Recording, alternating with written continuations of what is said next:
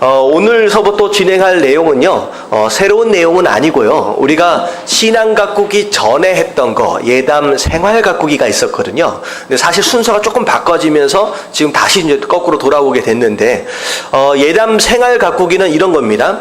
구원받은 성도가 신앙생활과 더불어 이 땅을 어떻게 살아가야 하느냐라고 하는 것에 대한 내용들을 배운다라고 생각하시면 될 겁니다. 그래서 이제 오늘부터 6번이죠. 지난번까지 예담 생활 가꾸기에서 예배에 대하여 배웠고, 말씀에 대하여 배웠고, 그리고 기도에 대해서 배웠고요.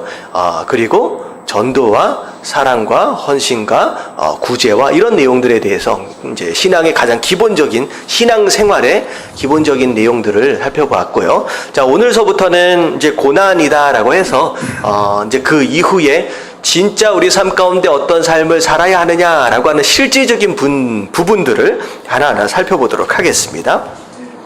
자, 첫 번째 다 같이 고난. 네, 고난 딱 듣는 순간 그다지 기분이 좋은 단어는 아닐 거예요. 가능하면 좀 피해가고 싶은 어떤 그런 부분이 있을 것 같은데, 성도의 고난에는 의미가 있습니다. 그 의미를 알고 고난을 겪어가는 것과 의미를 모르는 가운데 겪어가는 것과는 상당히 다른 의미, 다른 이제 결과를 낳는다라고 하는 것인데요. 자, 먼저 읽기 거기 한번 읽어볼래요? 박스 안에 있는 거 다 같이 시작. 고난 가운데 있을 때 기억해야 할 것이 있습니다. 인류는 안락과 즐거움의 공동체이기보다는 시련과 고통의 공동체라는 사실입니다. 다른 말로 하면 인류 가운데는 즐겁고 안락하게 살고 있는 사람보다 고통과 시련 속에서 사는 사람이 훨씬 더 많습니다.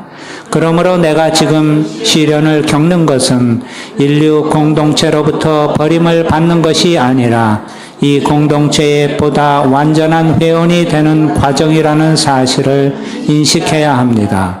시련을 당할 때 천혜의 고아가 된 것 같았겠지만 실은 그 시련을 통해 우리가 인류의 한가운데 서게 되는 것입니다. 예, 이 내용을 보면 이거는 제가 느끼기에 기독교인이 쓴 것 같지는 않고요. 일반 세상 어디에서 좀 따가지고 온 그런 느낌이 좀 듭니다. 근데 중요한 내용은 뭐냐면 고난을 당하고 있는 사람이 오히려 행복하고 아무런 문제가 없는 사람들보다 훨씬 더 많다라고 하는 것이죠. 이제 어떻게 보면 인생 고해다라고 얘기를 할 정도로 우리가 고난을 피해가기는 쉽지 않는 어떤 그런 상황 가운데서 우리가 산다라고 하는 것인데, 어떻게 보면 당연하다라고 하는 것에 대한 내용입니다. 근데 성도의 고난은 당연하다라고 하는 그 이상의 의미를 좀 갖는다라고 생각해야 될 것 같아요. 오늘이 바로 그런 내용들을 살펴보게 되겠습니다.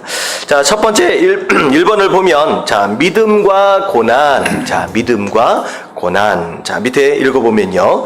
어떤 사람은 신앙생활을 잘하면 좋은 일만 있으리라고 생각합니다. 그래서 기복적인 신앙은 어떻게 보면 신앙생활하면 복을 받고 만사 형통 되어질 것을 기대하게 되지요. 근데 그렇게 기대하고 있는 사람이 있어요. 근데 이것은 오해입니다. 그렇지는 않다는 거죠.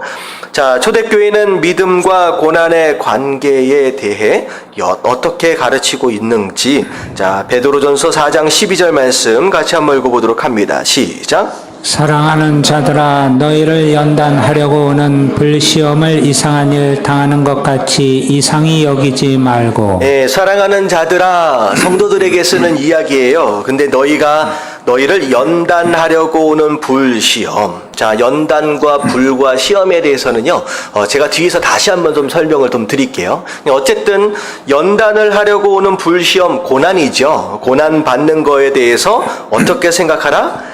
이상한 것으로 생각하지 말아라 라고 하는 거죠. 어떻게 보면 성도로 살아감에 있어서 고난 당하게 된다라고 하는 것이 일반적일 수도 있고, 어떻게 보면 당연한 것일 수 있다라고 분명히 초대교회 교인들에게 베드로는 쓰고 있습니다.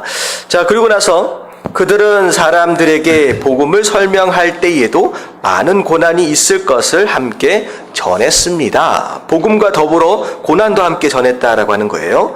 자, 사도행전 14장 22절 다 같이 시작. 제자들의 마음을 굳게 하여 이 믿음에 머물러 있으라 권하고 또 우리가 하나님의 나라에 들어가려면 많은 환난을 겪어야 할 것이라 하고 예, 제자들의 마음을 굳게 하여 이제 사도행전 이제 14장이잖아요. 자, 이거는 이제 교회가 시작된 지 얼마 안 되는 상황이죠. 그래서 이제 믿은 지 뭐 1년, 2년 남짓 되어져 있는 이제 제자 되어지려고 애를 쓰고 있는 그들을 향하여 지금 하고 있는 얘기예요. 자, 제자들의 마음을 굳게 해라. 흔들흔들거리지 말라라고 얘기를 하는 것이죠. 그 이유가 무엇이냐? 왜 이 믿음에 머물러 있으라. 그러니까 마음을 굳게 하고 이 믿음에 머물러 있으라. 이 사도행전에 이제 가끔 표현되어지는 이 표현들 가운데 중요한 표현이요. 이 머물러 있는다라고 하는 이 표현들, 그리고 바울 사도 같은 경우에는 달려간다라고 하는 표현과 서 있다라고 하는 표현들, 이게 저자들마다 좀 중요하게 쓰는 어떤 동사들이 있어요. 근데 여기서 굉장히 중요한 표현 자체가 믿음에 머물러 있다라고 하는 거예요. 믿음에 머물러 있다. 힘들고 어려운 일들이 막 일어나요, 주변에. 이제 그런 가운데 내가 지켜야 할 어떤 자리가 있다? 믿음의 자리가 있다라고 하는 거예요. 그 자리를 머물러 있고 그 자리를 지키는 바로 그것이 어떻게 보면 신앙생활이다라고 얘기할 수 있다라고 하는 것이죠. 그래서 제가 어제 이런저런 책들을 좀 보다가 그런 얘기가 나와 있어요. 잡초에 대해서 설명을 좀 하더라고요. 잡초. 신앙생활 하면서 잡초가 되지 말래요. 근데 왜 잡초가 되지 말라? 쓸데없기 때문에. 근데 요한계시록을 보면 나중에 어떤 심판들을 다 받게 되느냐? 불심판을 받게 되면서 다 지옥에 떨어지잖아요. 여러분들 잡초는 나중에 베어다가 어떻게 해요? 불에 다 던져서 이제 태워버리잖아요. 뭐 땔감으로 쓰기 위해 벤 게 아니라 쓸모가 없기 때문에 이제 베어다가 이제 불태운다라고 하는 것이죠. 근데 뭐가 잡초냐라는 거죠. 뭐가 잡초냐. 하나님께서 이 땅을 만드실 때 과연 쓸모가 없는 식물들을 만드셨겠느냐라는 거죠. 쓸모없는 식물이 있어요, 없어요?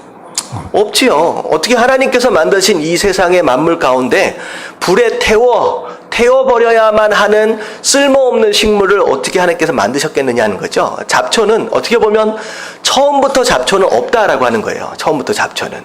잡초를 여러분 이렇게 생각하시면 좋을 것 같아요. 옥수수 밭에다가 옥수수를 심어놨어요. 근데 그 옥수수 밭에 벼 하나가 딱 자라면 그 벼는 곧 뭐가 되는 거예요? 옥수수 밭에? 잡초가 되는 거예요.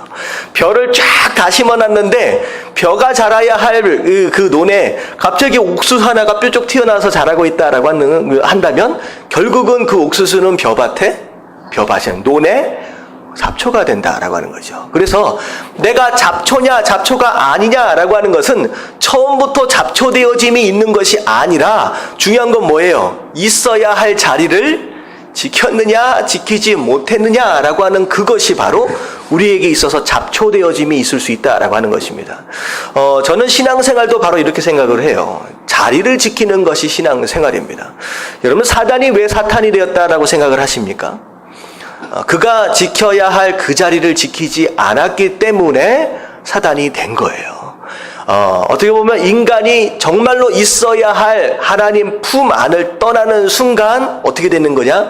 땅에 속한 자들이 되고 심판의 어떤 그런 이제 모습들이 되어진다라고 하는 것이죠. 그래서 이 믿음에 머물러 있으라라고 하는 이 표현은 여러분 신앙생활함에 있어서 굉장히 중요한 표현이에요. 내가 지금 어디에 서 있느냐, 있어야 할 장소를 내가 지키고 있느냐, 아니면 내가 떠나 있느냐라고 하는 것을 우리가 내가 잡초 되어졌느냐 아니냐라고 하는 것을 가늠할 수 있는 기준이 될 수 있다라고 하는 거죠. 그래서 여러분들이 좀 생각을 하실 때 내가 지켜야 할 그 자리를 지켜야 한다라고 하는 그런 관점에서 여러분들 자신들을 좀 돌아볼 수 있는 저와 여러분들 되시길 주님의 이름으로 축원합니다. 아멘. 예, 우리가 지켜야 할 자리가 있다는 거예요. 그래서 아무리 힘든 일들이 어려운 일들이 있다라고 할지라도 마음을 굳건하게 하고 네가 지켜야 할 그 믿음의 자리를 지켜라. 자, 그렇게 권하라는 거예요. 또 우리가 하나님 나라에 들어가려면 구원을 받으려면 많은 환난을 겪어야 할 것이다. 어떻게 보면 믿음을 가진 성도들의 일반적인 삶이 결국은 환난 가운데서도 끝까지 믿음을 지키는 바로 그런 삶이 믿음의 삶이다, 신앙생활이다라고 정의를 하고 있는 것입니다.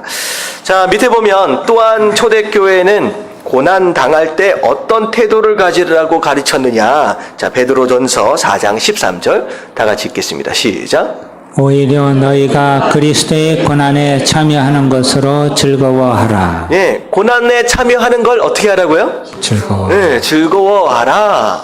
막 이를 악물고 내가 이걸 버텨야지 하면서 이렇게 버티지 말고 뭐 하라는 거예요? 즐거워하라. 제가 이 즐거워한다라고 하는 것은 즐겨라라는 표현이에요. 즐겨라. 이제 enjoy 해라는 것인데, 이런 표현을 가장 많이 하는 이제 자주 들었던 데는 이제 군대였던 것 같아요. 피해갈 수 없다면 뭐하라? 즐겨라. 어차피 입대를 하는 순간 뭐 지금 요즘에 몇 개월 있어요? 한 18개월?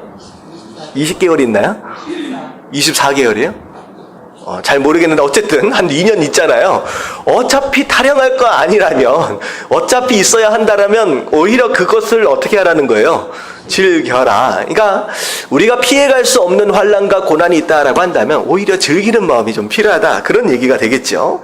자, 야고보서 1장 2절 말씀, 1장 2절 다 같이 시작.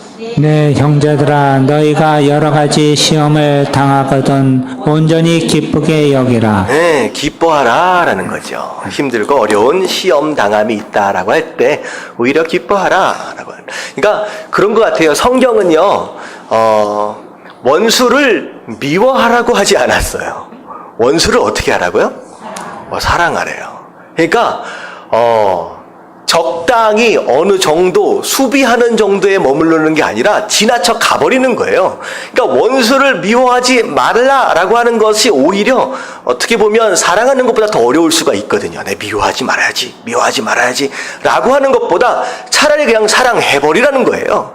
오히려 고난과 환난과 이런 시험 가운데 불평 원망하지 말고 버텨봐라 라고 말씀하시는 게 아니라 오히려 뭐라고요? 즐겨라, 오히려 기뻐해라 라고 조금 더 나아가는 그런 모습들을 이제 요구하신다라고 하는 것이죠. 그래서 그래서 고난 가운데 시험 당할 때 오히려 즐기고 기뻐할 수 있어야 한다라고 지금 이야기를 합니다. 자, 왜 신자에게는 고난이 있으며 이 고난 앞에서 기뻐해야 하는 이유는 무엇입니까? 자, 그래서 다음 장으로 넘어갈게요. 자, 우리가 고난받는 이유가 있어요. 성도의 고난에는 이유가 있다라는 거예요. 단순히 재수가 없어서 이런 일을 당했다, 이런 게 아니다라고 하는 것이죠. 자, 그래서 세상 사람들은 자기의 죄와 악행으로 인해 고난을 당합니다. 이 세상 사람들이 고난을 당하는 이유 중에 이제 하나일 겁니다. 자, 그러나 그리스도인에게는 이와는 달리 영광스러운 고난이 있습니다. 라고 해서 1번서부터 4번까지 나와 있어요. 제가 이제 4번까지 좀 설명을 좀 드리고 추가로 5번과 6번을 좀 더 말씀을 더 드리도록 하겠습니다. 고난의 이유에 대해서. 자, 1번 보면 디모데후서 3장 12절. 3장 12절 다 같이 읽겠습니다. 시작. 무릇 그리스도 예수 안에서 경건하게 살고자 하는 자는 박해를 받으리라. 네, 그냥 적당히 살면 박해당할 일이 없어요. 근데 뭐 하려고 하면 힘들어져요? 경건하게, 다시 말하면 성도가 되어지기는 쉽지만 성도답게 살기는 어렵습니다. 이 얘기는 무슨 얘기냐? 성도답게 살아보려고 하면 할수록 오히려 박해를 더 받을 수 있다라고 하는 것이죠. 자, 그래서 성경은 말세가 되면 사람들이 점점 자기를 사랑하며 돈을 사랑하며 교만하며 부모를 거역하며 거룩하지 아니하며 절제하지 못하며 사나우며 선한 것을 좋아하지 아니하며 조급하며 쾌락을 사랑하기를 하나님 사랑하는 것보다 더하게 된다고 말합니다. 그래서 요즘에 우리가 요한계시록을 보면서 이 세상에 결국은 타락은 무엇과 무엇으로 찾아오게 되느냐? 쾌락주의와 물질주의로 찾아오게 됩니다. 그래서 쾌락을 추구하고 물질적인 부유함을 추구하는 것이 어떻게 보면 종말의 때에 이제 타락의 가장 기본적인 모습이다라는 거죠. 자, 이런 세상 속에서 성도가 살아간다라고 했을 때, 자, 이런 세상 속에서 자, 안에 있는 블랭크를 채우시면 돼요. 하나님의 뜻대로 사는 것은 고통스러운 일입니다. 고통스러운 일입니다. 자, 모든 사람이 동쪽으로 가는데 나 혼자 서쪽으로 가야 한다라고 하는 것이죠. 어떻게 보면 모든 사람들이 아래로 내려가는데 나 혼자 올라가야 하는 상황이 벌어진다는 거죠. 그래서 세상과 역행하는 삶을 산다라고 했을 때 그것이 그런 삶이 단순히 쉽지는 않다라고 하는 것이죠. 당연하게 고통스러울 수 있는 일이다. 자, 그래서 우리는 세상에 속한 자가 아니라 예수님께 속한 자이기 때문에 세상으로부터 미움을 받는 것은 어떤 일이다? 당연한 일이다. 자, 그래서 이 땅을 살아감에 있어서 고난과 핍박을 받는다, 박해를 받는다. 무엇이기 때문이에요? 우리는 세상에 속한 사람이 아니라 예, 하나님께 예수님께 속한 자이기 때문에 받는 바로 그런 고난과 박해가 있는 것이다. 세상으로부터 받는 미움들이 있는 것이 어떻게 보면 당연한 것이다 라는 것이죠. 자, 이게 이제 어떻게 보면 고난받는 이유예요.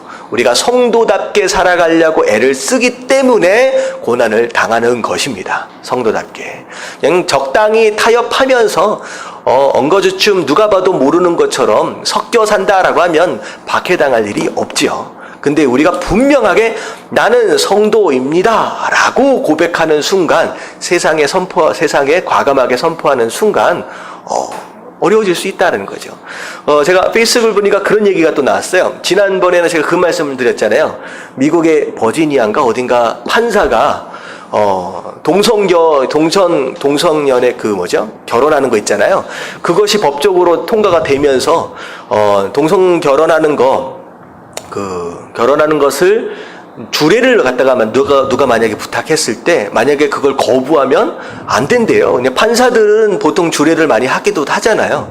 그랬더니만 이 판사가 나는 그렇다면 나는 판사직을 내려놓겠다라고 해서 판사직을 내려놨어요. 어떻게 보면 어떤 노력이에요? 성도답게 살기 위한 노력이죠. 이제 그렇게 하다 보니까 내가 있던 자리, 여러분들 판사 되기가 어려워요, 쉬워요?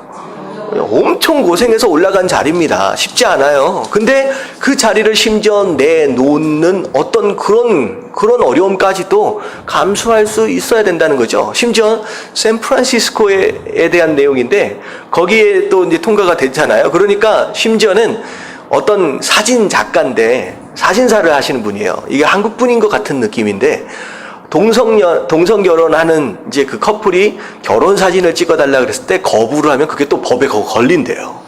누굴 위한 법인지 모르겠어요. 소수를 위해서 왜 다수가 이렇게 어려움을 경험하는지 모르겠는데 일단은 그렇게 되는 상황 가운데서 자기는 만약에 그렇게 된다 하면 내가 가게 문을 닫겠다라고 얘기까지 하더라고요. 이런 겁니다. 성도가 되긴 쉬워도 성도답게 살기는 어렵고 그걸 그렇게 살아가기 위해서 경험되어질 수밖에 없는 오히려 그런 박해나 핍박은 오히려 자연스러운 것이고 우리가 또 짊어지고 가야 할 십자가일 수 있다라고 하는 것이죠. 자, 첫 번째는 이제 그런 이유가 있고요.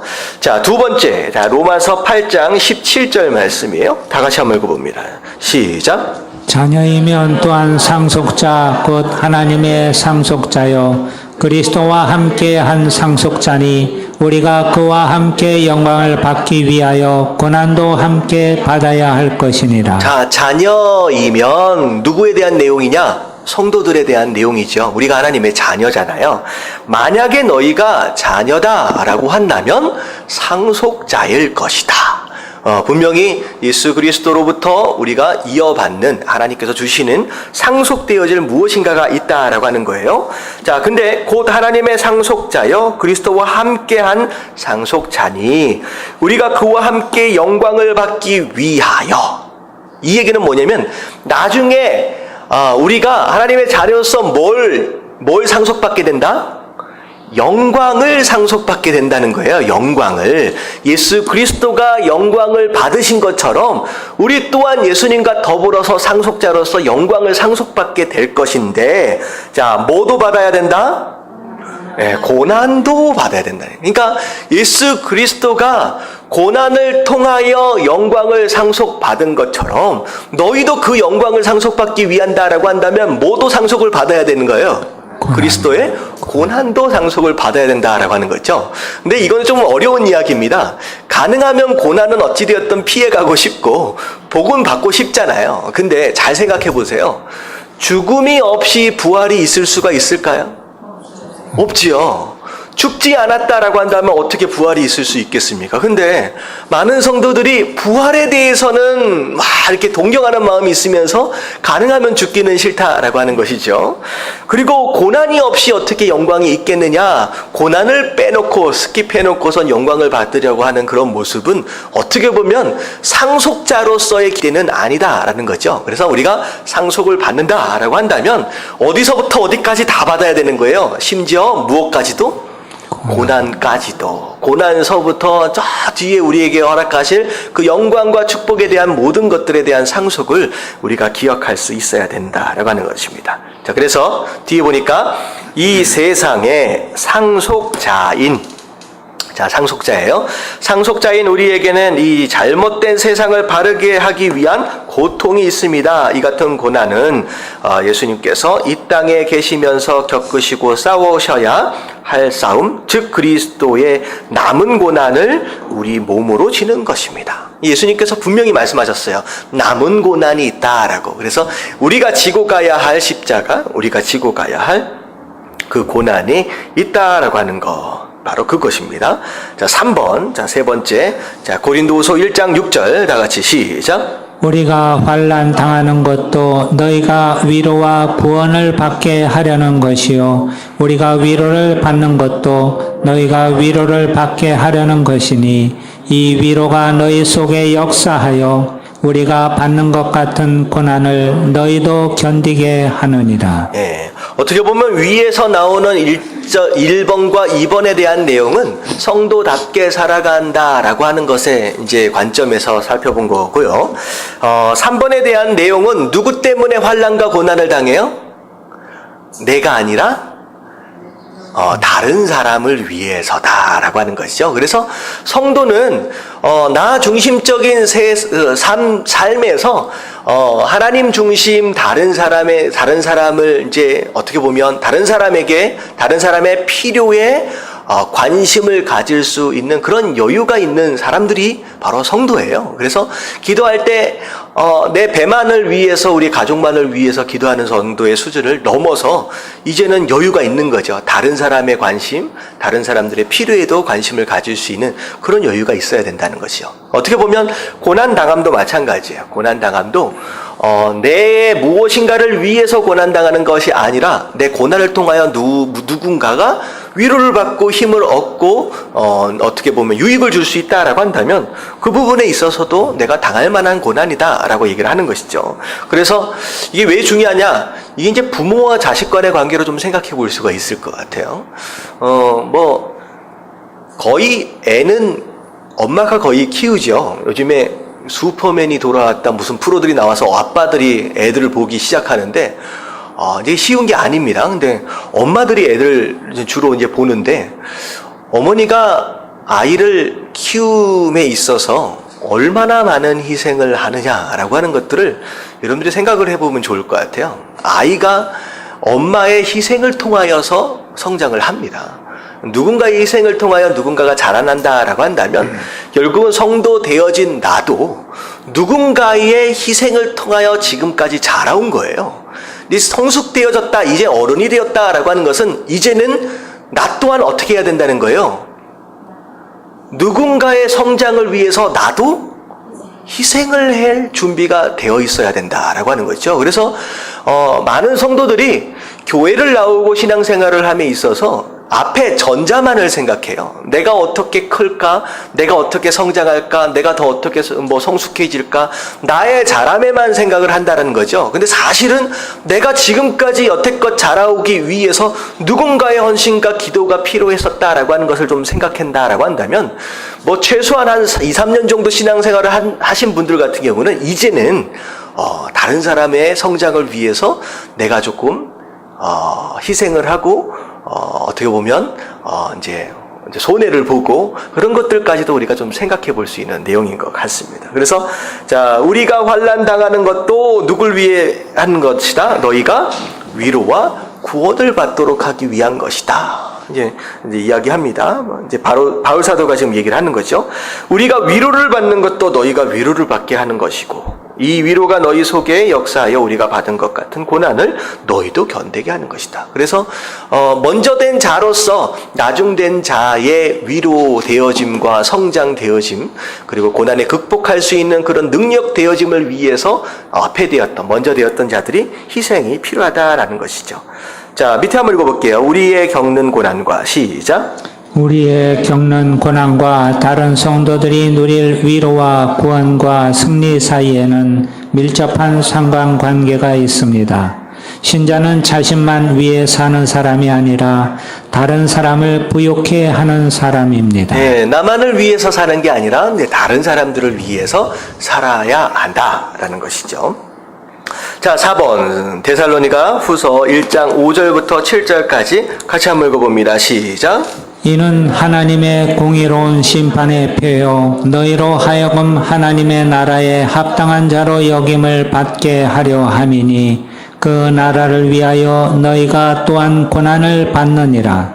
너희로 환난을 받게 하는 자들에게는 환난으로 갚으시고 환난을 받는 너희에게는 우리와 함께 안식으로 갚으시는 것이 하나님의 공의시니. 예, 이건 심판에 대한 내용이에요. 그래서 밑에를 보면 신자의 고난은 장차 행악자에게 임할 공의로운 심판의 예표가 된다. 심판의 예표가 된다는 거죠. 네, 그래서 성도가 이 땅을 살면서 고난 당함과 박해 당함에 대한 내용이 결국은 진짜 성도였느냐 아니었느냐라고 하는 것을 또 구별하는 기준이 되어질 수 있다라고 하는 거예요. 성도로서 합당하게 살았다라고 한다면 복음 때문에 예수 그리스도의 이름 때문에 핍박받고 박해받는 것이 당연하다라고 한다면 그런 삶을 살았다라고 하는 그것 자체가 심판 당함에 있어, 심판 되어짐에 있어서 아 진짜였구나라고 하는 걸 구별되어질 수 있는 예표가 되어질 수 있다라고 하는 것입니다. 자, 여기까지가 이제 4번이고요. 자, 추가로 좀 여러분들이 좀 밑에다가 좀 메모를 하시면 좋을 것 같아요. 오른쪽 밑에다가 빈 공간에다 좀 적으셔도 되고요. 아, 다음 장이죠. 밑에 좀 공간에 적으면 5번을 보면, 자, 5번. 자, 사무엘 하 7장 14절입니다. 우리 성경책 가지고 계신 분들은 좀 한번 찾아보시면 좋을 것 같아요. 몇 장이요? 사무엘 하 7장 14절입니다. 사무엘 하 7장 14절. 성경책을 좀 찾으실 수 있으면 좀 찾아보면 좋을 것 같아요.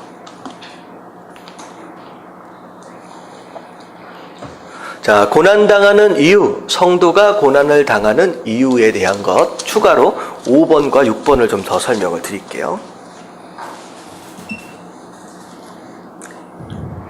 자, 사무엘하 7장 14절 한번 읽어볼게요. 다 같이 시작. 나는 그에게 아버지가 되고 그는 내게 아들이 되리니 그가 만일 죄를 범하면 내가 사람의 매와 인생의 채찍으로 징계하려니와. 네, 이 말은 누가 누구에게 하신 말씀이냐? 하나님께서 다윗에게 하신 말씀인데 누구에 관하여 하신 말씀이냐? 다윗의 아들 솔로몬에 대해서 하신 말씀입니다. 다윗과 하나님께서 언약을 맺으시는 가운데 다윗의 후손에게 왕권을 물려주실 것을 약속하시면서 어떻게 보면 그 후손들이 어떻게 될 것인지를 어떻게 보면 미리 아셨을 수도 있을 것 같아요. 그럴지라도 내가 그를 어떻게 돌봐갈 것이냐라고 하는 것에 대해서 좀 설명을 하고 있는 것이죠. 자, 나는 그에게 아버지가 될 것이다. 이거 뭐냐면 하나님과 다윗과 맺은 것이 약속이 아니라 언약이다라고 하는 거죠. 어떻게 보면 약속과 언약의 차이를 좀 생각을 해보면요. 약속은 한쪽에서 파기를 하면 어떻게 돼요? 그리고 다른 한쪽에서도 파기되어질 수밖에 없는 게 약속입니다. 어떻게 보면 계약과도 같은 것이 약속이겠죠. 근데 언약은 무엇이냐? 어느 한쪽이 연약해서, 어느 한쪽이 부족해서 그 계약, 그 언약을 파기한다라고 할지라도 그 다른 한쪽에서는 어떻게 하겠다는 거예요? 그 언약이 반드시 이루어지도록 하기 위해서 끝까지 붙들고 가겠다라고 하는 하나님의 의지입니다. 그래서 이제 약속과 언약을 그렇게 좀 생각하시면 돼요. 절대 깨어지지 않는 거예요. 우리가 비록 논든다라고 할지라도 하나님께서 하신 약속, 그것이 이루어지기 위해서 손을 놓지 않는다라는 거죠. 근데 이게 아버지와 아들로서의 관계로 설명을 하고 있는 거예요. 그래서 계약적인 관계가 아니라 혈연의 관계처럼 아버지로서 설명을 합니다. 내가 그의 아버지가 될 것이고 그는 나의 아들이 될 것이다. 그래서 아버지와 아들 간의 관계는 어떻게 되어지느냐? 그가 만일 범죄했다, 죄를 지었다라고 한다면 아버지가 아니면 어떻게 하면 돼요? 그냥 버리면 되는 거예요. 쫓아내버리면 되는 거예요. 마치 하나님께서 사울이 불순종했을 때 그에게 은혜를 거두어 가셨던 것처럼 그냥 끊으면 되는 거예요. 근데 그렇게 하지 않겠다라고 말씀을 하시면서 그가 범죄를 한다라고 할지라도 내가 포기하지 않고 어떻게 하겠다? 사람을 통하여 주변의 환경들을 통하여 어떻게 뭘 들겠다는 거예요? 매를 대시기도 하고 채찍을 대시기도 하시면서 끝까지 내가 마지막까지 끌고 가겠다라고 하는 하나님의 의지죠. 이겁니다. 이제 이게 무슨 내용이냐? 자, 고난을 성도가 왜 당할 수도 있다? 우리가 뭐 했을 때? 우리가 뭐 했을 때? 잘못했을 때. 우리가 죄를 짓고 우리가 잘못했을 때 만약에 하나님 아버지가 매를 들지 않으신다라고 한다면 버린 자식이죠. 정말로 사랑한다라고 한다면 매를 들실 수도 있다라고 하는 것입니다. 이게 사랑의 매에 대한 내용입니다. 그래서 성도가 고난을 당하는 어떻게 보면 1번부터 3번, 4번까지의 내용은 이제 온전한 성도, 잘하는 성도에 대한 내용이다라고 한다면 우리가 꼭 1번부터 4번까지 그렇게 살지는 못하잖아요.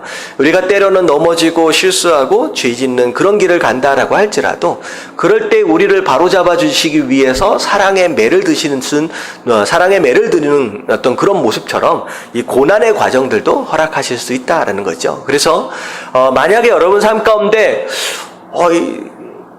갑작스럽게 찾아온 고난이 있고 문제들이 있다라고 한다면 여러분들이 한번 돌아볼 필요가 있습니다. 혹시나 내가 잘못된 길을 가고 있지는 않았었는지, 내가 잘못한 것은 없었는지 돌아볼 필요가 있어요. 그래서 내가 잘못한 게 있다라고 한다면 금방 바꾸면 되겠죠. 그래서 5번은 사랑의 매로 하나님께서 자녀에게 허락하시는 어떤 그런 징계로서의 역할이다.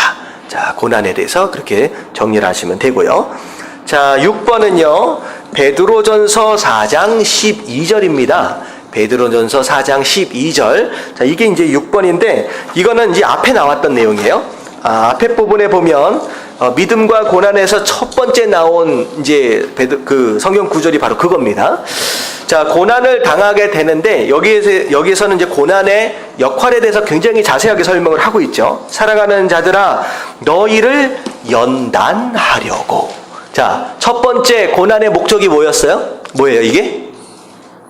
연단하시려고 라는 거예요. 연단.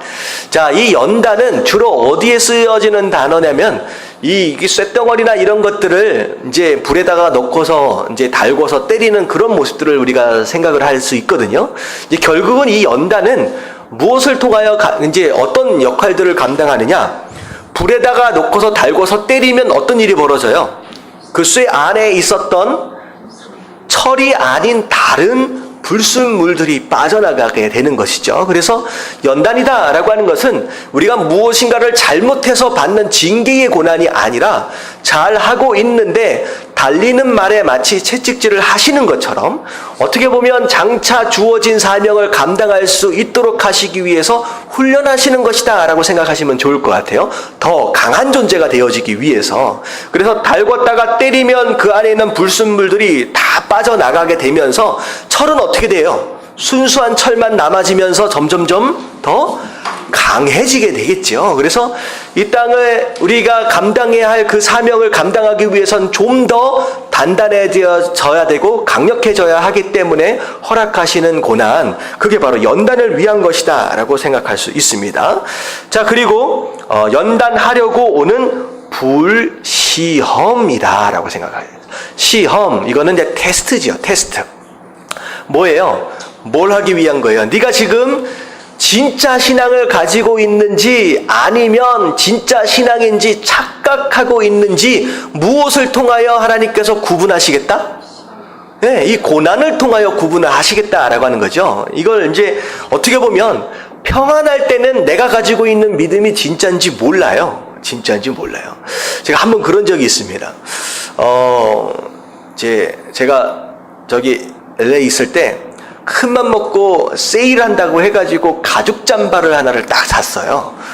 이제 요즘에는 제가 이제 못 입고 다닙니다. 이게 약간 이제 입으면 너무 젊어 보여가지고 못 입고 다니는데 가죽 잠바를 딱 입고서 교회를 딱 가니까 어떤 청년 하나가 목사님 이거 진짜예요? 물어보는 거예요.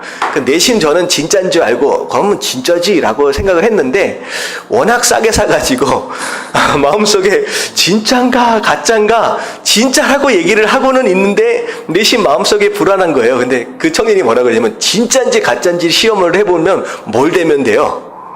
불을 대면 된대요. 근데 하여튼 까부는 청년이야.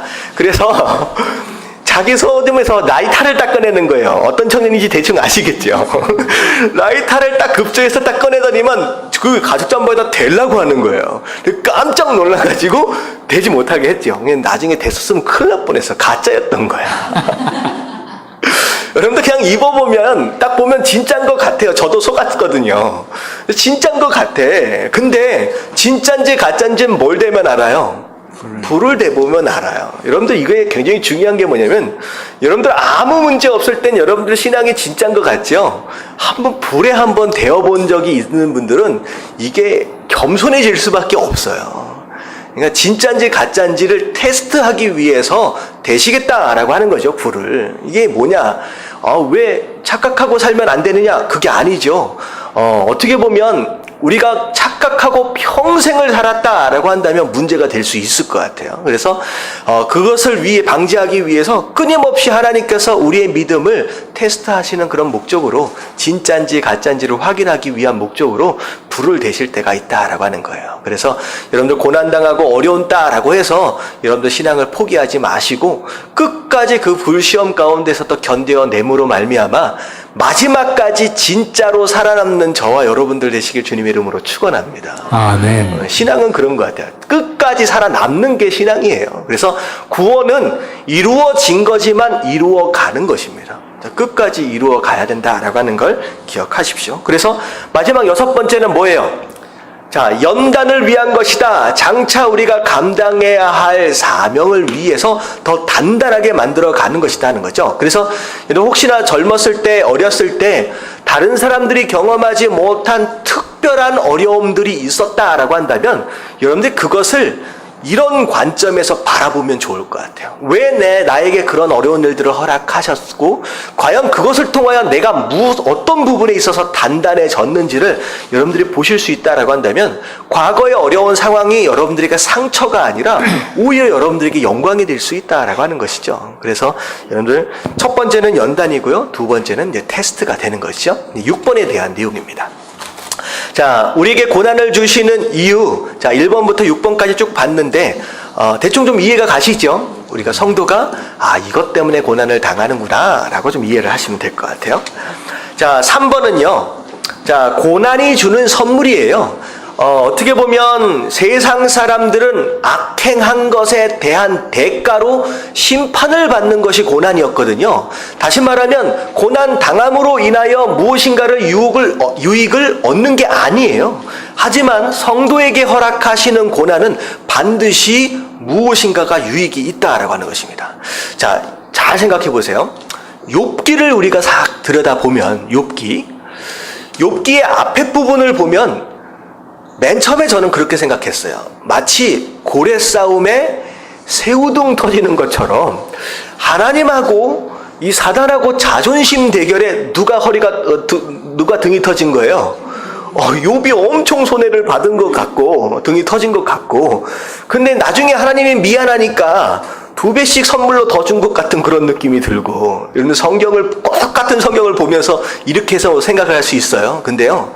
욥기를 잘 들여다보면 욥에게 어떻게 보면 이 고난의 과정들을 허락하신 것이 어떻게 보면 사단 때문이 아니라 특별한 하나님의 이유와 계획들이 있었다라고 하는 걸 욥기를 자세히 들여다보면 우리가 발견을 하게 됩니다. 욥이 고난받기 전에 어떤 신앙생활을 했고 고난받고 난 뒤에 어떻게 변화됐는지를 보면요. 욥에게 왜 이 고난을 허락하셨는지를 우리가 볼 수 있게 되는 거죠. 자, 욥은 고난받기 전에 어떤 신앙생활을 했어요? 하나님이 욥에게는 어떤 분이에요? 두려운 분이에요. 그래서 욥은요, 자녀들과 더불어 잔치를 하면 끝나자마자 뭐 했느냐? 데려다 놓고서 번제를 드렸습니다. 이유가 무엇이었어요? 혹시나 죄를 지었을까 봐서 죄를 지었다 안 지었다라고 하는 걸 생각해 볼 겨를도 없이 그냥 무조건 데려다가 그냥 제사를 지냈어요. 혹시나 지을 수 있는 죄 때문에 제사를 드렸습니다. 자, 그런 모습들을 보면 어떻게 보면 욥은 하나님에 대해서 어떤 신앙을 가졌느냐? 죄 지으면 어떻게 된다? 벌 받는다라고 하는 신앙이 안에 있는 거예요. 그리고 심지어 나중에 엄청난 고난의 과정들이 닥쳐오는 순간 욥이 고난했던 게 뭐냐면, 내가 그동안 근심하고 염려했던 것이 드디어 내게 임했구나라고 하는 표현을 해요. 다시 말하면 신앙생활을 하면서 항상 뭐에 대한 강박관념이 있었느냐?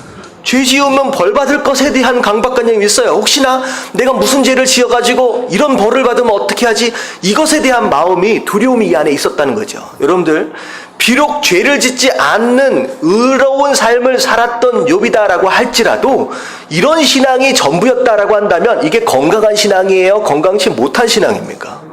건강치 못한 신앙이에요. 근데 나중에 이 고난의 과정을 겪고 난 뒤에 욥이 얘기하는 것이 전혀 달라집니다. 하나님에 대해서 바라보는 눈이 열리기 시작하는 거예요. 그래서 욥이 마지막에 하나님께서 모든 오해가 다 풀려지는 상황 가운데 욥이 고백했던 고백이 무엇이냐? 내가 지금까지 하나님은 어떻게 알았다? 귀로 들어 알았다는 거죠.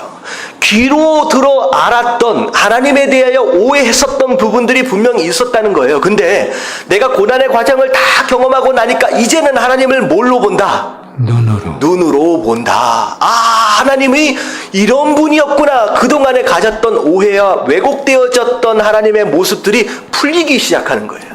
결과적으로 보면 고래 싸움에 새우등이 터진 게 아니라 오히려 욥의 신앙을 뭐 하시기 위해서, 성장시키기 위해서, 하나님과 있었던 그 오해들을 푸시기 위해서 어떻게 보면 누가 이용당한 거예요? 사단이 이용당한 것이다 라는 거죠. 자, 무슨 얘기인지 아시겠죠? 성도가 당하는 고난은요, 의미가 있고 반드시 유익이 있습니다. 어떤 방면으로서도. 자, 그래서 지금 여기 나오고 있는 고난이 주는 선물이다 라고 하는 이 개념도 반드시 우리가 당하는 고난 안에는 하나님께서 허락하시는, 예비하신 유익들이 있다라고 하는 것이죠. 자, 고난이 가져다 주는 선물은 우리의 생각보다 훨씬 더 큽니다. 자, 로마서 8장 18절에 보면 생각하건대 현재의 고난은, 한번 읽어볼게요. 시작. 생각하건대 현재의 고난은 장차 우리에게 나타날 영광과 비교할 수 없도다. 네, 지금 고난 당함에 있어서 너무 힘든 것 같지만 장차 받을 영광을 비교해서 생각한다라고 한다면 비교할 수 없을 정도라는 거죠. 그래서 고난이 주는 선물은 구체적으로 다음과 같은 것이 있습니다. 제가 굉장히 시간이 많이 걸리네요. 그 다음 장에 제가 드렸던 그 성경 구절만 적혀 있는 거 있잖아요. 그걸 옆에다가 펴놓으세요. 여기 이제 구절들만 나왔는데 이게 무슨 구절인지 나중에 여러분들 찾아보시기 좀 어려우실 것 같아서 제가 착한 마음을 가지고 여러분들 위해서 이렇게 성경 구절을 따로 이제 뽑아놨습니다. 고맙지 않으십니까? 자, 옆에 딱 펴시고 이게 무슨 말씀인데 이런 얘기가 있는지 오늘 여기까지만 좀 보면 좋을 것 같아요. 나중에 끝나고 가실 때 뒤에 있는 그거 있잖아요. 그걸 좀 걷어주시면 좋을 것 같아요. 왜냐하면 다음 주에 안 가지고 오실 것 같아. 그래서 확실하게 난 다음 주에 가지고 온다라고 하신 분만 가져가시고 자신 없다 그러면 놓고 가시면 됩니다. 자, 첫 번째 같이 한번 읽어볼게요. 말씀을 시작. 말씀을 가까이 하게 하고 말씀을 지키게 해줍니다. 자, 고난 당하는 것으로 말미암아 뭘 더 가까이 할 수 있다? 말씀을 더 가까이 하게 된다라고 하는 거예요. 자, 시편 119편 67절 다 같이 읽겠습니다. 시작. 고난 당하기 전에는 내가 그릇 행하였더니 이제는 주의 말씀을 지키나이다. 예, 어려운 일 당하기 전에는 내 마음대로 살았어요. 내 마음대로. 근데 한 대 얻어 맞아 보니까 이렇게 살면 안 되는구나 라고 생각하면서 어디로 다시 돌아온 거예요? 하나님의 말씀으로 이제 돌아오게 된 것이죠. 그래서 우리가 고난 당하는 것으로 말미암아 말씀으로 돌아와서 말씀으로 살아가려고 생각하는 그런 모습이 되었다라고 한다면 이게 굉장히 큰 유익이죠. 자, 92절 시편 119편 92절 다 같이 시작. 주의 법이 나의 즐거움이 되지 아니하였다면 내가 내 고난 중에 멸망하였으리이다. 네, 심지어 어떤 것까지를 말씀하시냐? 하나님의 법, 하나님의 말씀이 만약에 내 삶의 즐거움이 되어지지 않았다라고 한다면 내가 고난 당하게 될 상황 가운데서 어떻게 된다는 거예요? 멸망당할 뻔했다라고 하는 거예요. 멸망. 자, 이제 거꾸로 생각을 해볼게요. 자, 우리가 말씀으로 무장되어지지 않으면 고난 당할 때 어떻게 될 수밖에 없다? 네, 멸망당한다는 거예요. 그래서 고난을 이길 수 있는 힘은 어디에서부터 온다? 말씀으로부터 온다라고 하는 것이죠. 그래서 이게 연결이 되는 겁니다. 고난을 당해보니까 말씀대로 살아야 되겠구나라고 말씀으로 돌아간 거예요. 그리고 말씀으로 돌아가서 말씀 가운데 거하다 보니까 고난 당할 때 고난을 이길 수 있는 힘이 그 말씀에서 또 나왔다라고 하는 것을 경험하게 된다라고 하는 거죠. 그래서 가장 첫 번째 중요한 건 뭐냐면 고난이 곧 말씀으로 돌아가게 하는 원인이 되어질 수 있고 유익이 될 수도 있고 오히려 그 말씀을 통하여 고난을 이길 수 있는 힘을 얻게 된다라고 하는 것이 첫 번째 유익입니다. 자, 두 번째, 자, 죄를 시작. 죄를 멀리하게 하고 우리의 남은 때를 주를 위해 살게 해줍니다. 예, 고난 당하면 뭘 멀리하게 되느냐? 죄를 멀리하게 된다라고 하는 것이죠. 그리고 나서 남은 때를 주를 위해 살아가게 된다라고 하는 것은 결국은 사명 감당하는 그런 삶을 살아가게 된다라고 하는 것인데요. 자, 베드로전서 4장 1절부터 2절까지 같이 한번 읽어봅니다. 시작. 그리스도께서 이미 육체의 고난을 받으셨으니 너희도 같은 마음으로 갑옷을 삼으라. 이는 육체의 고난을 받은 자는 죄를 그쳤음이니. 자, 여기까지요. 자, 너희도 같은 마음으로 갑옷을 삼으래요. 갑옷. 그러면 갑옷이 어떻게 갑옷이 될 수가 있어요? 갑옷이 어떻게 갑옷이 될 수가 있어요? 단단해야 갑옷이 되어질 수 있습니다. 여러분들 화살이 날아오고 창이 날아왔을 때 그 화살과 창을 막을 수 있는 갑옷이 되려면 단단해져야지 갑옷이 역할을 감당하게 되겠죠. 근데 마음으로 갑옷을 삼아라. 뭐가 갑옷이 된다고 얘기를 하고 있어요? 잘 보세요, 위에.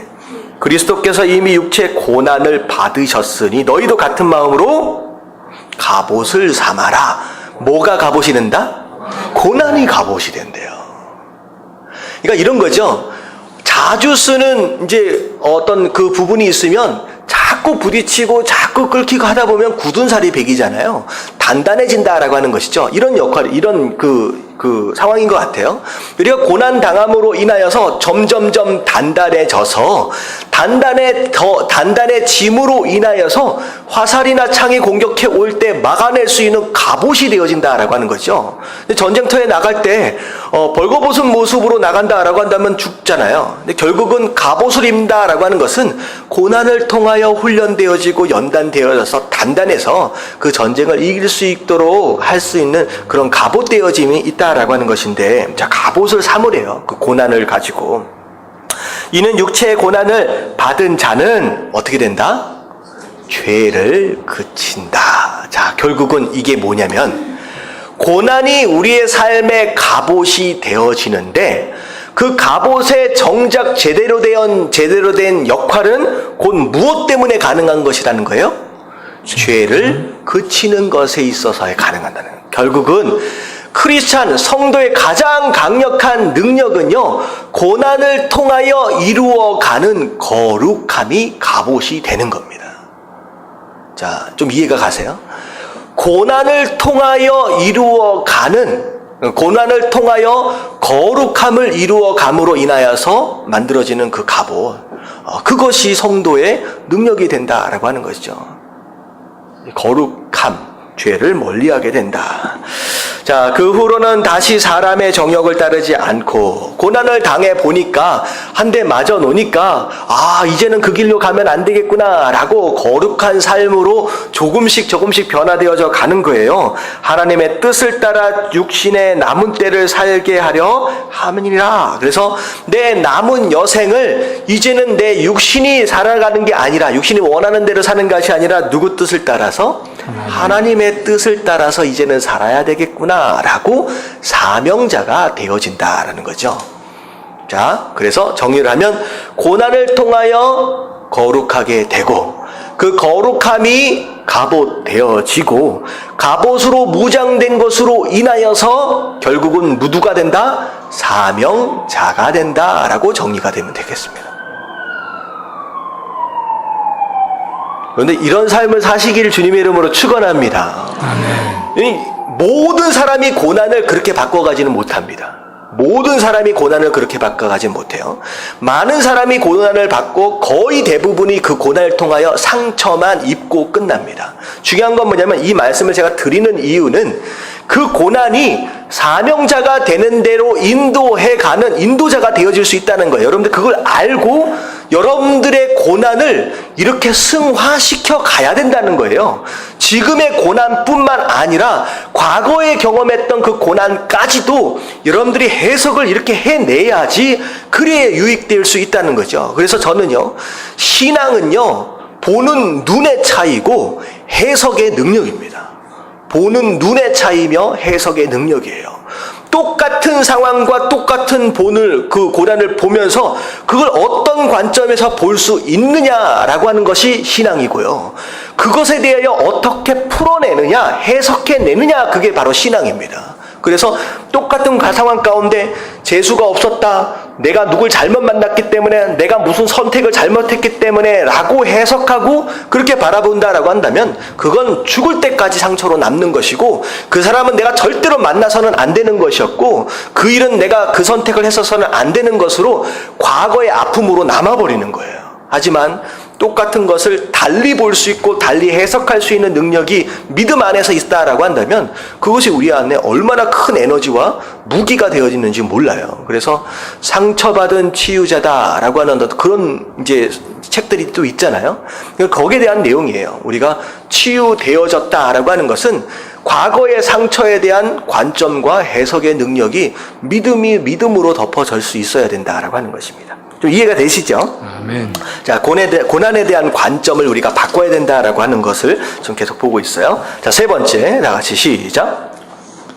우리의 영혼을 날마다 더 새롭게 만들어 줍니다. 네.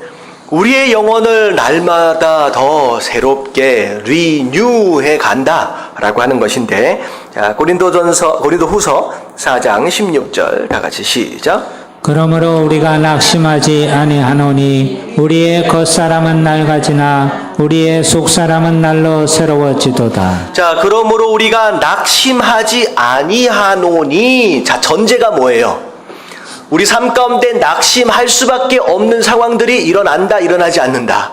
일어난다라고 하는 게 전제인 거예요. 자, 이 고린도후서 4장 16절 전의 말씀이 다 박해받고 핍박받고 고난받는 것에 대한 내용들이 나오는 거예요.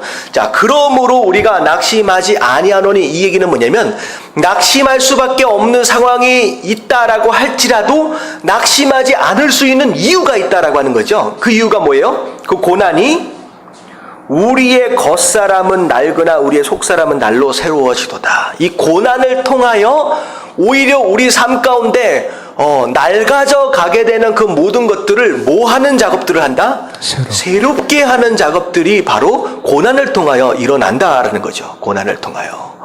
제가 이 얘기를 하니까 갑자기 무슨 생각이 나냐면, 그 일본에서 이제 요즘엔 일본에서 들어오는 물고기 안 먹잖아요. 근데 옛날에는 일본에서 들어온 물고기들을 부산항에서 많이 받아가지고 수입을 했습니다. 근데 무슨 물고기인지는 잘 모르겠는데 어쨌든 수조에다가 담아가지고 부산에서 서울로 올라오는데 뭐 한 5-6시간 걸리잖아요. 한 4-5시간.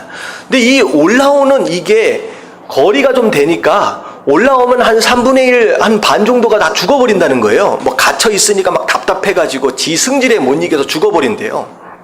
그래가지고 이걸 어떻게 하면 살려서, 가능하면 살려서 올 수 있을까라고 고민을 하다가 무슨 방법을 썼는지 아세요? 그 물고기의 천적, 그 물고기를 잡아먹는 천적 한 두세 마리를 그 수조 안에 넣었는데요. 그러면 좀 잔인한 얘기인 것 같은데 4-5시간을 이 물고기가 뭐 하기 위해 정신을 차려요? 살기 위해서 정신을 차리다 보니까 나중에 서울에서 뚜껑을 딱 열어보니까 어떤 상태가 됐어요? 아주 팔팔하게 완전 너무 좋은 거예요. 무슨 얘기인지 아시겠죠? 우리가 아무 일도 없이 평안하면 내가 너무 행복할 것 같고 너무 좋을 것 같은데 오히려 고난이 없는 삶, 문제가 없는 삶은 내 영혼, 내 마음을 어떻게 만들 수 있다는 거예요? 죽게 만들 수 있다는 거예요.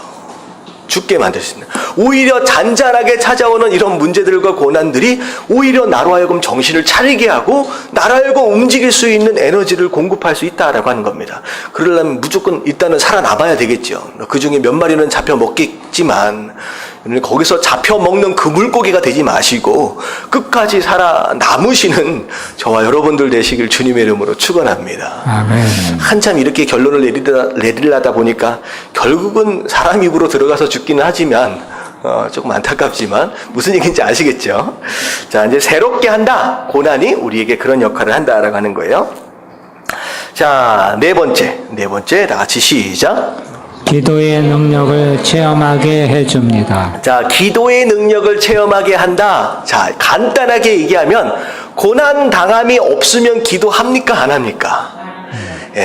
이게 안 한다고 너무 쉽게 얘기하면 안 되죠. 고난 당하지 않는다고 우리가 기도 안 하면 안 되죠. 근데 중요한 건 뭐냐면 인간이 간사해가지고 고난 당함이 없으면 기도를 안 해.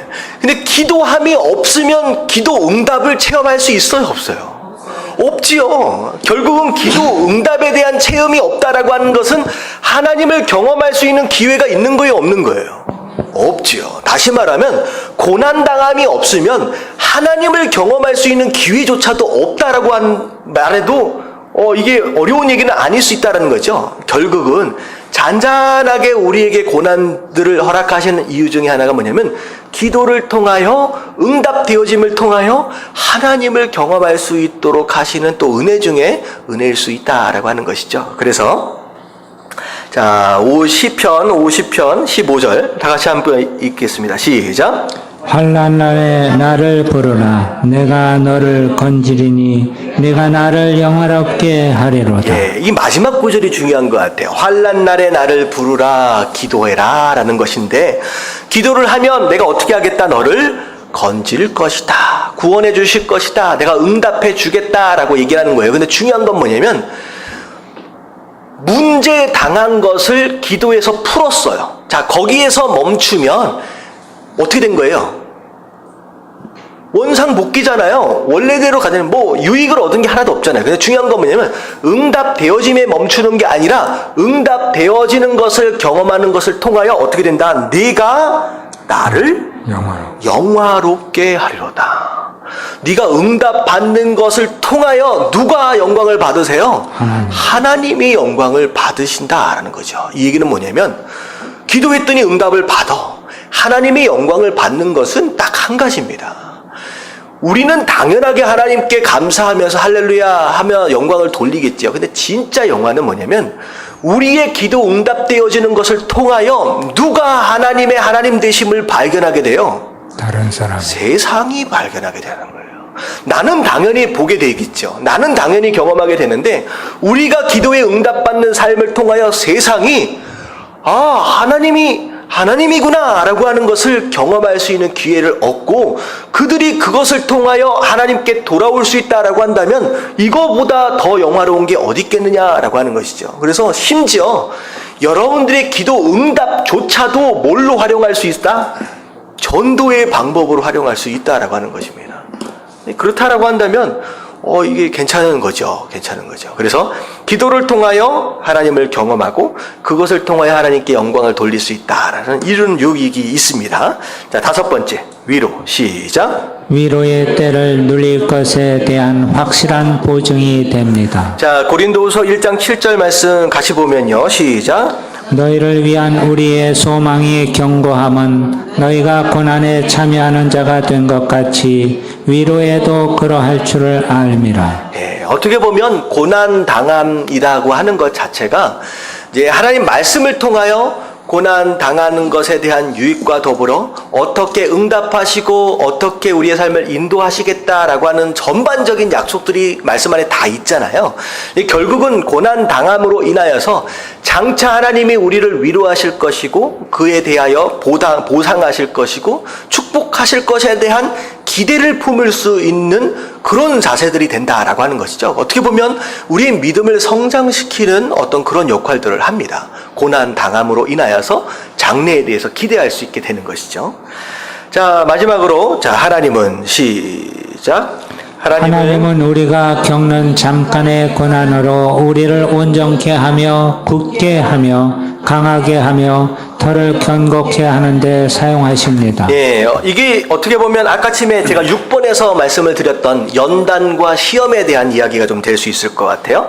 잠깐의 고난으로 말미암아 우리가 점점점 더 온전해진다라고 하는 거, 불순물이 빠져나가는 거죠.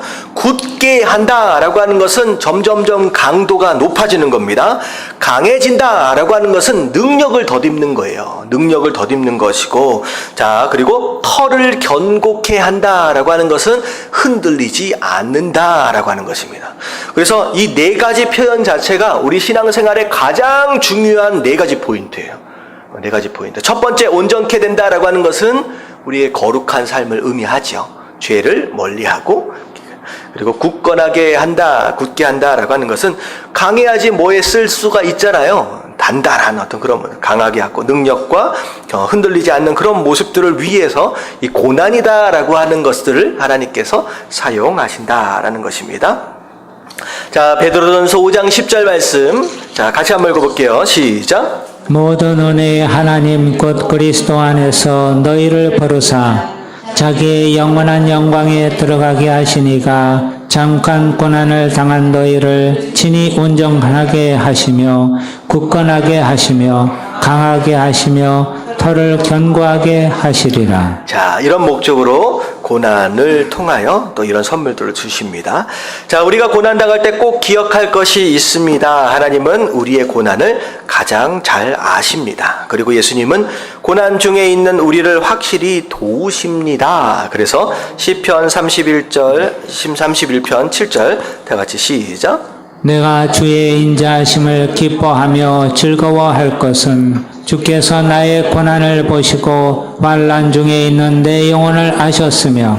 자, 우리가 고난당함을 하나님께서 다 보시고 아신다라고 하는 거예요. 그리고 아심과 동시에 어떻게까지 하시느냐? 히브리서 2장 18절 다 같이 시작. 그가 시험을 받아 고난을 당하셨은즉 시험 받는 자들을 능히 도우실 수 있느니라. 예, 예수님께서 하나님이셨음에도 불구하고 성육신함과 동시에 우리가 이 땅에서 당할 수 있는 육신적인 고난, 마음의 고난, 영적인 고난을 손수 다 당하셨잖아요.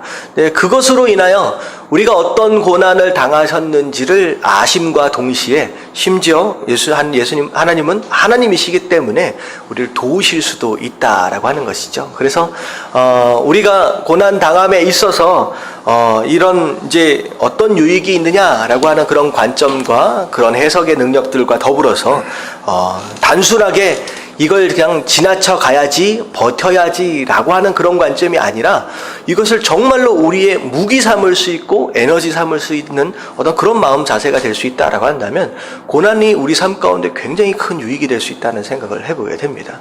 그래서 그런 것 같아요. 과거의 고난뿐만 아니라 현재의 고난, 그리고 장차 우리가 만나게 될 고난까지도 여러분들이 믿음을 잘 준비하셔서 이게 우리 삶 가운데 유익이 될 수 있도록 잘 이렇게 만들어 가실 수 있는 저와 여러분들 되시길 주님의 이름으로 축원합니다. 자, 어떻게 보면 고난에 대해서 여러 가지 이유들과 이런 부분들을 이제 설명을 좀 했지만, 저는 어떻게 보면 고난의 이유의 7번으로 제가 좀 달기 원하는 것은 뭐냐면, 어떤 내용을 좀 달기 원하냐면, 7번 잘 모르겠다라고 하는 어떤 그런, 뭐라 그럴까요? 그걸 하나 넣으면 좀 좋을 것 같아요. 7번은 잘 모르겠다. 왜냐면요, 우리가 성도가 당하는 고난, 이런 이유 때문에 당하고 저런 이유 때문에 당하고, 그럴 수 있구나 라고 여러 가지로 해석할 수 있는데, 제가 이렇게 목회를 하고 많은 사람들을 만나서 상담을 하다 보니까 도대체 이분은 왜 이렇게 고난을 당하는지 설명이 안 되는 고난 당함이 있더라고요.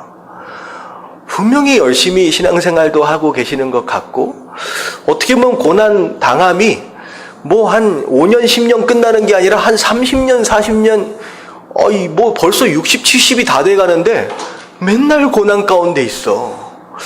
그다지 이분이 뭘 잘못하고 있는 것도 아니고 열심히 또 봉사도 하고 계시는 것 같아. 근데 도대체 설명이 안 돼. 그럴 때가 있어요, 없어요? 없으면 거짓말이죠. 어떻게 다 이해가 됩니까? 저는 없는 부분이 반드시 있다고 생각을 합니다. 근데 중요한 건 뭐냐면, 만약에 6번까지 끝내버리면 무슨 일이 벌어지냐? 하나님의 계획과 하나님의 섭리를 우리가 스스로 뭐 한다는 거예요? 다 안다는 거예요. 다 이해한다는 거예요. 여러분들, 저는 그걸 교만이라고 생각을 합니다. 가만히 생각해 보니까 오히려 1번부터 6번 안에 들어가지 않는, 오히려 이해할 수 없는 부분들이 훨씬 더 많다라는 생각이 좀 들어져요. 중요한 건 뭐냐면, 그것을 제가 말씀드리는 이유가 무엇이냐? 이게 하나님 앞에서 우리가 가져야 할 겸손의 자세입니다. 아무래도 이해가 안 가고, 왜 그런 일들이 벌어지는데 이해할 수 없어요. 중요한 건 뭐냐면, 우리가 이해할 수 있는 하나님, 여러분들, 하나님은 그 이상의 분이다라고 하는 것에 대한 부분을 여러분 남겨두셔야, 그래야 진짜 신앙생활이 가능하다라고 하는 거죠. 우리가 공부를 하면서 어느덧 무슨 착각에 빠지냐면, 하나님에 대하여 다 알 수 있고 이해할 수 있다라고 하는 착각에 빠집니다. 여러분, 공부를 통하여 여러분들이 뭘 알아야 되냐면, 배우면 배울수록 뭐가 더 많다? 모르는 게 더 많다라고 하는 것을 여러분들이 깨달아지시고, 그것을 통하여 배워서 더 겸손해질 수 있는 저와 여러분들 되시길 주님의 이름으로 축원합니다. 왜 이런 말씀을 드리느냐? 이 공부를 하면요, 뭐만 커져요? 머리만 막 커져가지고 다 아는 것 같아. 그래가지고 뭘 보면 다 아는 것처럼, 다 설명해 낼 수 있는 것처럼 얘기를 하면서 하나님 머리 꼭대기까지 올라가는 분들이 있습니다. 근데 그거는 공부의 목적이 아니에요. 여러분들, 그건 하수입니다. 하수. 진짜 제대로 성경에 대해서 공부하고 연구하고 정말로 공부를 잘하면요, 점점점 더 겸손해지고요. 그래서 하나님께 의지할 수밖에 없고, 하나님을 더 붙들 수밖에 없고, 더욱더 신앙으로 나갈 수밖에 없다라고 하는 걸 깨달을 수밖에 없다라고 하는 거죠. 그래서 여러분들 수요일마다 여러분들이 공부를 하면서 더욱더 이런 마음으로 더 무장되었으면 좋겠습니다. 그래서 우리가 지식으로 무장되는 게 아니라 오히려 생각해 보세요. 고난을 통하여 갑옷이 되었다라고 하는 것은, 저는 또 이렇게 생각합니다. 그 갑옷은 겸손이에요. 고난을 많이 한번 당해 보십시오. 그러면요, 여러분 스스로 할 수 없다라고 하는 자괴감에 빠지게 됩니다. 내가 할 수 있는 게 아무것도 없구나라고 절망 가운데 빠져요. 근데 그게 신앙으로 다시 재해석되냐면 그게 뭐가 되느냐? 그게 겸손이 되는 거예요. 고난이 내게 갑옷 되어졌다라고 하는 것은 결국은 이 갑옷은 겸손입니다. 그래서 여러분들이 공부를 막 하면 할수록 더 하나님 앞에 무릎 꿇게 되고 겸손하게 되어짐으로 말미암아 진짜 신앙생활 같은 신앙생활, 성도다운 성도로 거듭나 가시길 주님의 이름으로 축원합니다. 아멘. 예.